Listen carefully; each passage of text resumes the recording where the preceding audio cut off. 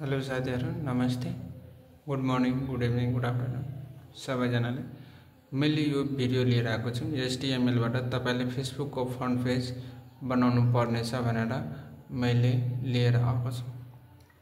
त्यो पेज हामीले VS code बाट HTML बाट कोड लेखेर त्यसपछि CSS बाट हामीले त्यो कोडलाई डिजाइन गरेका छौं र त्यो कोडलाई डिजाइन गरेर मैले तपाईहरुलाई हेराउने छु। त्योहरु तपाईले राम्रोसँग हेर्नु होला, पढ्नु होला र गर्नु होला। ल साथीहरु मैले अब VS कोड ओपन गर्दै छु। तपाई सबैजनाले ओपन गर्न आउँदै होला। VS कोडमा डबल क्लिक गरे VS कोड खुलो। VS कोडमा यो नारायण गुरु प्रोजेक्ट भनेर मैले एउटा फोल्डर बनाएको छु। त्यो फोल्डर भित्र के छ भने एउटा वेलकम टु CSS भन्ने फाइल छ र एउटा वेलकम टु HTML भन्ने के छ भने फाइल छ।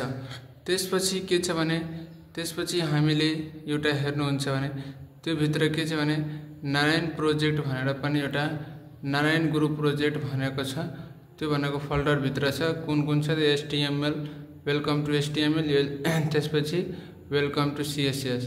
त्यसपछि मैले वेलकम टु HTML मा क्लिक गरेका छौं। वेलकम टु HTML मा क्लिक गरिसकेपछि यसमा के युज भएको छ भने वेलकम टु HTML त्यसपछि HTML त्यसपछि बडी र हेडर तीनवटा कुरा युज भएको छ। त्यसमा सबैभन्दा पहिला HTML को स्ट्रक्चर हो। स्ट्रक्चर अनुसार फ्लो गरेर हामीले लेखेका छौं। त्यो अनुसारमा हामीलाई के छ भने टाइटलमा प्रोजेक्ट लेखेका छौं। त्यसपछि हामीले लिंकमा के गरेका छौं भने वेलकम टु CSS लाई लिंक गरेको छौं। त्यसपछि हामीले हेड फाइल क्लोज गरेका छौं। त्यसपछि बडी फाइल के गरेका छौं भने स्टार्ट गरेका छौं। त्यसपछि तपाईले बडी को भित्र मैले डिभिजन र क्लास लेखेका छौं। डिभिजन र क्लास लेखेपछि मैले डिभिजन भित्र के लेखेको छु भने कन्टेनर भित्र एउटा हेडर फाइल लिएको छु। फर्स्ट हेडर फाइलमा के छ भने फेसबुक त्यसपछि एउटा प्याराग्राफ लेखेको छु। त्यो प्याराग्राफ भित्र के छ भने Facebook helps must connect and share के छ भने शेयर त्यसपछि ब्रेक गरेको छ the people in your list भनेर छ। त्यसपछि यहाँ एउटा कुरा छुटेको छ। यो यहाँ ब्रेक शेयर विथ हुन्छ।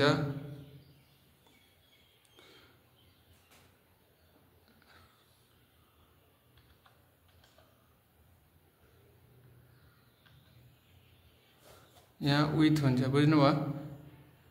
क्यापिटलमा लेखाएको केही छैन त्यस्तो।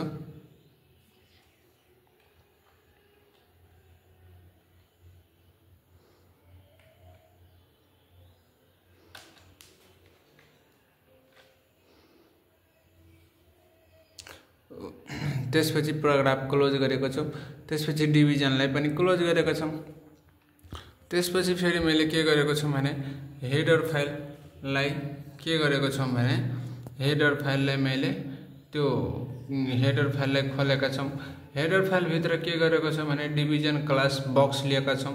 एउटा बक्समा के लिएको छ भने इनपुट हामीलाई इमेल लिएका छौं। इमेल पछि हामीलाई के छ भने इमेल पछि नेम छ, त्यसपछि आईडी छ, त्यसपछि प्लेस होल्डर भनेको के हो। त्यसपछि फेरि इनपुटमा पासवर्ड नेम त्यसपछि प्लेस होल्डर गरेका छौं। डिभिजन र डिभिजन क्लोज ब्रेक गरेका छौं र डिभिजन क्लोज गरेका छौं। ल यतिले हामीले अब फोल्डर भित्र हेर्नु पर्छ। अब फोल्डरलाई खोलौं। यो फोल्डर भित्र गए यो फोल्डर भित्र यता नारायण गुरु प्रोजेक्ट छ। यो नारायण गुरु प्रोजेक्टमा क्लिक गरे नारायण गुरु प्रोजेक्टमा क्लिक गरेपछि यता वेलकम टु के छ भने HTML खोलो। मैले पुरै डिजाइन गरिसकेको छु। सबैभन्दा पहिला फेसबुक हेडर फाइल लिनु भएको थियो।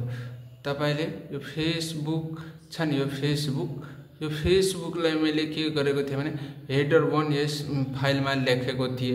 त्यसपछि प्याराग्राफमा के लेखेको थिए भने Facebook helps to connect and share with the help with मैले छोडेको थिए। क्यापिटलमा लेखेको छु त क्यापिटलमा आएको छ। त्यसपछि के छ भने the people in your list भनेर छ।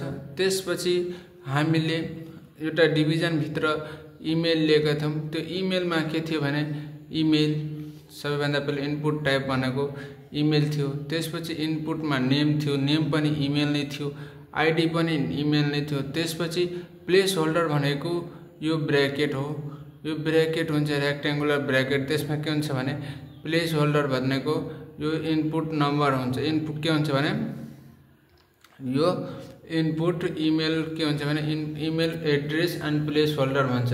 त्यसपछि के छ भने पासवर्ड को लागि पनि इनपुट गरेको थियो, तर यो बक्स त्यो भन्दा पहिला एउटा मैले बिर्सिसकेको थिएँ, सरी। बक्स जो थियो नि इनपुट बक्स भनेर, इनपुट बक्स भनेको यो सबै हो। यो बक्स भित्र लेखेको कुरा यो सेतो हेर्नुहुन्छ साइडमा त्यो बक्स भित्र छ नि यो लेखेको त्यो बक्स हो, मात्र भित्रको ब्याकग्राउन्ड बक्स हो। त्यसपछि यो भनेको पासवर्ड को लागि हो। पासवर्ड को यो रेक्टेंगुलर शेपमा हुन्छ। यो बोर्डर रेडियसले CSS बाट मैले दिएको छु, छुटिएको छ, त्यो मैले भन्ने छु। त्यसपछि यता प्लेस होल्डर छ, के छ भने प्लेस होल्डर भनेको यो पासवर्ड हो। त्यसपछि लगइन गरेको छ, लगइन भन्ने पनि यो तपाईलाई त्यसैबाट CSS बाट डिजाइन गरेको छ। त्यसपछि फरगटेन पासवर्ड छ, त्यसपछि क्रिएट न्यू अकाउन्ट छ, त्योहरु अब हेर्नुको पर्छ। इमेज एकपल्ट हेरिसक्नु भयो तपाईहरुले। अब फेरि मैले के गरे भने यता VS कोड मा गए, VS कोड मा क्लिक गरे। अब तपाईहरुले फेरि हेर्नुहुन्छ राम्रोसँग। त्यहाँ के छ भने हामीले इनपुट सम्म पढेका थियौं। अब यता यो लिंक छ, यो लिंकमा के गरेको छ भने लगइन लेखेका छौं पेज। त्यसपछि फेरि लिंक 1 मा के लेखेका छौं भने लगइन, त्यसपछि फरगटेन पासवर्ड छ। त्यसपछि लिंक 2 मा के छ भने क्रिएट अ न्यू अकाउन्ट छ। त्यसपछि हेडर फाइल छ, बडी क्लोज छ, HTML पनि क्लोज छ भनेर बुझ्नुभयो। त्यसपछि के छ भने अब CSS मा जाम। अब CSS मा के छ भने कसरी के लेख्नु भएको छ तपाईलाई मैले हेराइदिदै छु। अब CSS मा के छ भने सजिलो छ। CSS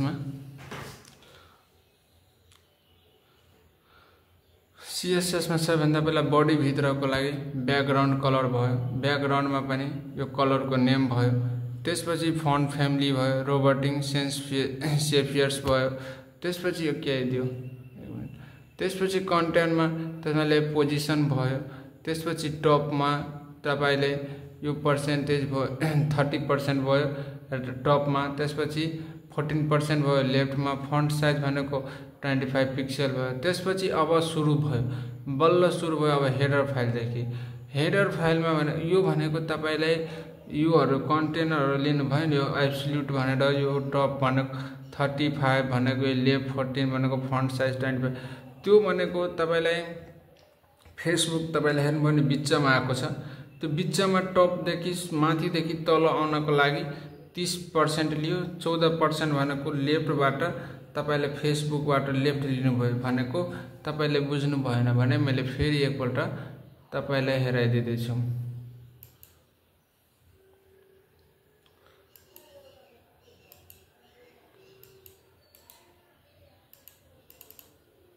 हेर्नु मैले भनेको कुरा कि टप भन्नुभएको थियो। टप भनेको यहाँ देखि यहाँसम्म छोडेको ग्याप र लेफ्ट भनेको यहाँ देखि लिएर यहाँसम्म छोडेको ग्यापलाई हामीले भनेका छौं। बुझ्नुभयो नि? त्यसपछि के भनेको छ भने H1 मा के छ भने सबैभन्दा पहिला यो कलर भइहाल्यो एउटा कुरा। त्यसमा फेसबुकको कलर भयो, मेन कुरा थाहा। त्यसपछि हेडर फाइलको विड्थ भयो। त्यसपछि हेडमा त्यसपछि त्यसको के छ भने हाइट भयो। त्यसपछि एब्सोल्युट कलर भयो, टप लेफ्ट र ब्याकग्राउन्ड कलर भयो व्हाइटमा भनेको हेडरमा भनेको सबैभन्दा पहिला त्यो बक्स बनाएको छ नि, यो बक्स बनाएको छ नि सबैभन्दा पहिला। एक मिनेट, यो बक्स बनाएको छ नि, यो बक्सलाई हामीले भनेको यो बक्सलाई डिजाइन गर्नको लागि हेडरबाट हामीले गरेका छौं। बुझ्नु भयो नि? यो बक्सको लागि हो। त्यसपछि यो बक्स पछि के छ भने अब इनपुट ब्याकग्राउन्ड, त्यसपछि यो कलर लिएको छ। त्यसपछि अब के छ भने डट बक्स सिन्ट्याक्स छ। बक्स सिन्ट्याक्स इनपुट भनेको योबाट जानु, बक्स सिन्ट्याक्स इनपुट भनेको यसको लागि हो। बक्स सिन्ट्याक्स इनपुट भनेको बक्स सेन्टेन्स इनपुट भनेको यो इमेल एड्रेस और फोन नम्बरको लागि हो र पासपोर्टको लागि हो। यो दुईटाले हामीलाई त्यो दुईटाबाट के छ भने इनपुट बक्सबाट हामीले डिजाइन गर्न मिल्छ। जति कोड छ सबै इनपुटबाट लिएको छ डट बक्सको। त्यसपछि के छ भने ठ्याक्क यो कति नम्बरको छ। अब इनपुट बक्स पनि भयो। अब तपाईले लिंकको कुरा आयो। लिंक भनेको तपाईले लिंकमा के थियो भने लगइनको कुरा आयो। त लगइनमा विड्थ यति छ। त्यसपछि एलाइजमेन्ट सेन्टरमा छ। ब्याकग्राउन्ड कलर यस्तो हुन्छ। त्यसपछि मार्जिन कति छ 30 पिक्सल छ। 65 पिक्सल लेफ्टबाट छ। प्याडिङ 11 छ। रेडियस 75% छ।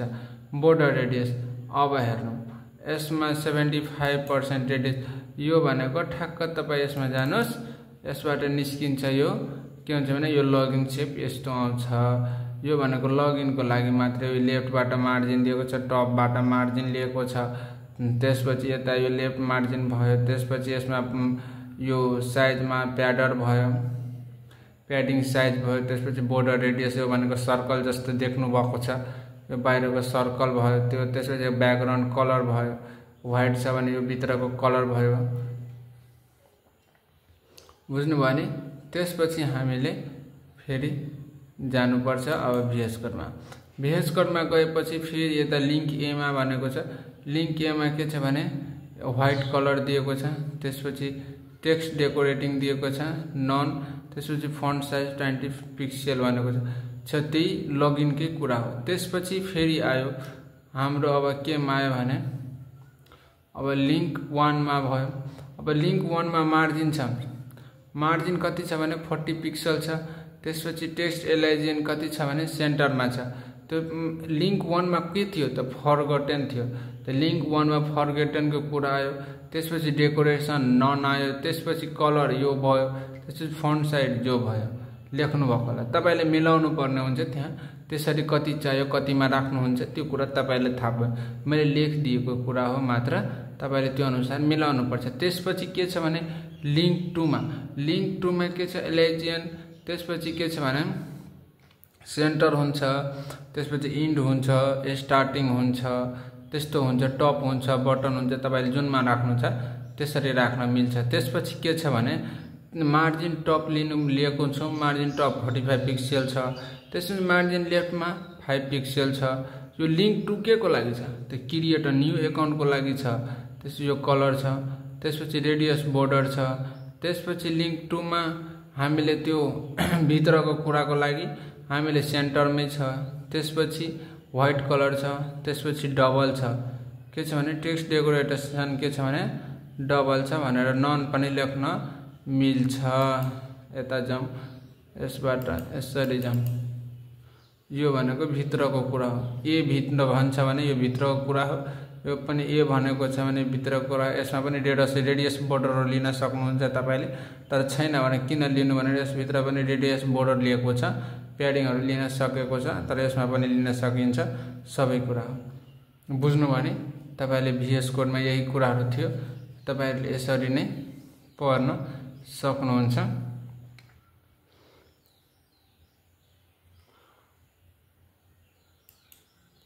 क्लोज गरिदिदै छु।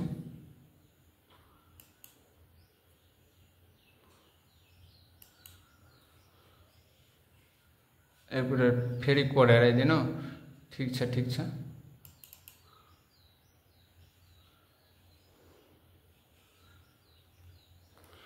हेर्नु साथीहरु कोड हेर्दै गर्नु।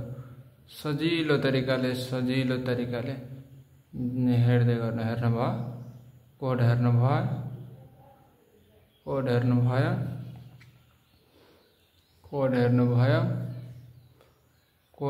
भयो। अब छैन। अब HTML मा जाऊ। HTML को कोड हेर्नुस्। HTML को कोड